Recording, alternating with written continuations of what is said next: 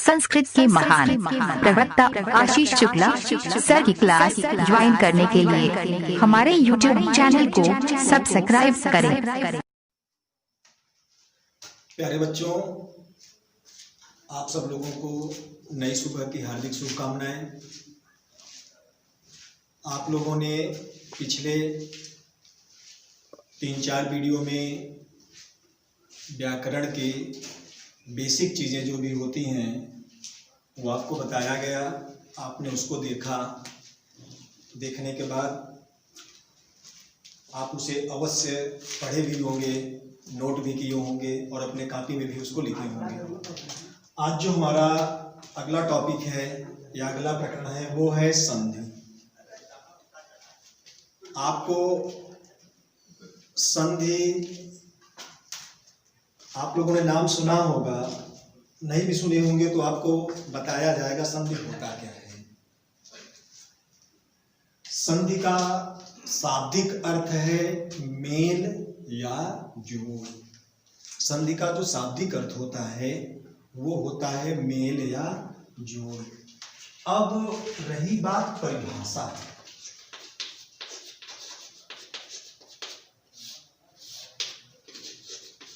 जब दो सार्थक शब्द एक दूसरे के निकट आते हैं तो निकट रहने वाले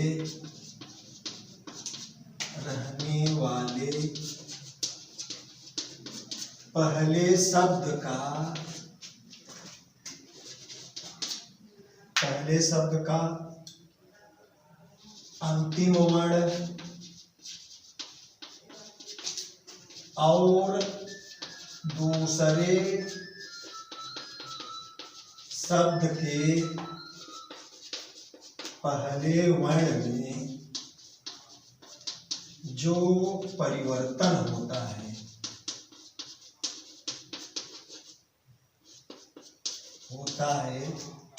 उसे संधि कहते हैं। देखिए, आपके सामने परिभाषा लिखा है संधि क्या है। आप लोग ध्यानपूर्वक देखेंगे। जब दो सार्थक शब्द, हम संधि में जब शब्दों को तोड़ते हैं तो उसमें हमारे दो शब्द बनते हैं। उसमें हमारे दो शब्द बनेंगे और वो शब्द कैसे रहेंगे? सार्थक शब्द। सार्थक का मतलब समझ रहे हैं? सार्थक का मतलब होता है जिसका कुछ अर्थ निकले, वो सार्थक होता है। ठीक। और एक दूसरे के निकट आते हैं तो निकट रहने वाले पहले शब्द का अंतिम वर्ण। जैसे यहां पर है विद्यालय, पुस्तकालय,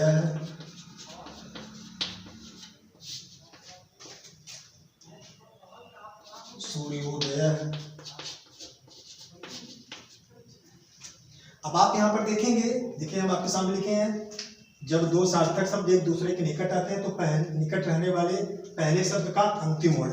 अब हमें विद्यालय हमारे सामने लिखा है, इसे हमें दो शब्द बनाना है, विद्या धन आलय। अब आप देखेंगे कि ये हमारा पहला शब्द हो गया और ये हमारा दूसरा शब्द। आपके सामने लिखा है निकट रहने वाले पहले शब्द का अंतिम वर्ण। अब विद्या है, विद्या में आया और यहाँ भी दूसरे शब्द का पहला जो है वो भी आ है, तो दोनों मिलके बन गया आ। ठीक है, तो निकट रहने वाले पहले शब्द का अंतिम वर्ण। अब आप यहाँ पर देखेंगे विद्या का जो अंतिम वर्ण है वो है आ, और फिर देखेंगे दूसरे शब्द के पहले वर्ण में। अब जो हमारा यहाँ दूसरा शब्द है उसमें भी आ है, तो इन दोनों में, इसमें और इसमें, इन दोनों के योग में जो आता है वही संधि कहलाता है।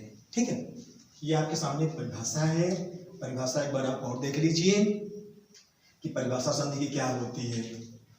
जब दो सार्थक शब्द एक दूसरे के निकट आते हैं तो निकट रहने वाले पहले शब्द का अंतिम वर्ण और दूसरे शब्द के पहले वर्ण में जो परिवर्तन होता है उसे संधि कहते हैं। उसके बाद आता है हमारा आपका विच्छेद। उसके बाद आता है हमारा आपका विच्छेद। जैसे आप यहाँ पर देखेंगे कि संधि में क्या होता है कि हमारा पूरा एक शब्द बना रहता है। संधि में पूरा शब्द बना रहता है। जब हम उसको, इसको और इसको अलग अलग कर दिए, अर्थात खंड में कर दिए, तो वो हो जाता है हमारा विच्छेद। ये संधि है और ये विच्छेद है। ठीक, ये संधियुक्त शब्द है और ये विच्छेद। ठीक, ध्यानपूर्वक देखना, ये संधियुक्त हमारा शब्द है और ये जो है विद्याधन आलेय, ये जो है हमारा विच्छेद है।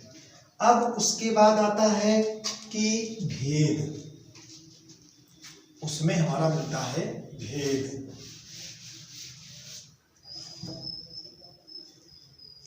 भेद में आप देखेंगे कि इसके आपको 3 भेद मिलेंगे।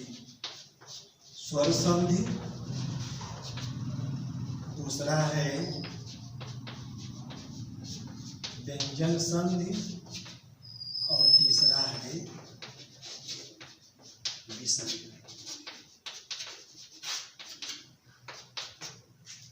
ये हमारे आपके सामने आप देखेंगे कि प्रकरण में आपको संधि पता होना चाहिए।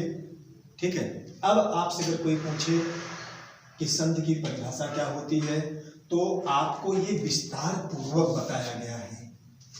ये परिभाषाएं जो हैं आपकी विस्तार पूर्वक रूप में रखा गया है।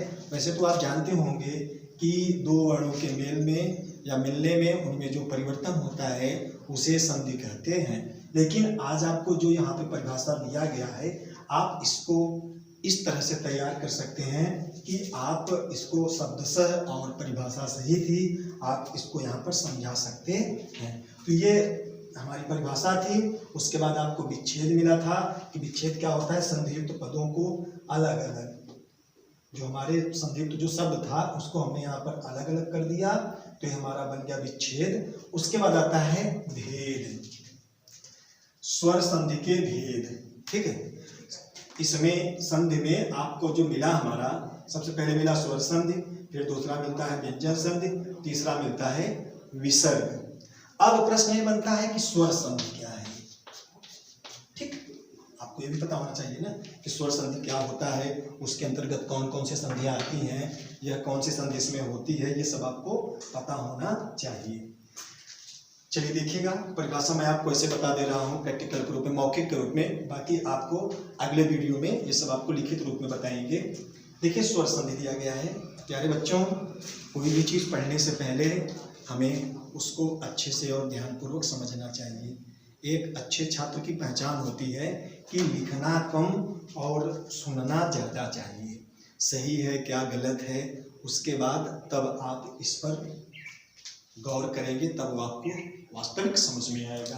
देखिए, स्वर संधि आपके सामने दिया है। स्वर संधि का मतलब होता है कि जब एक स्वर वर्ण, ठीक, जब एक स्वर वर्ण, जैसे यहां पर है,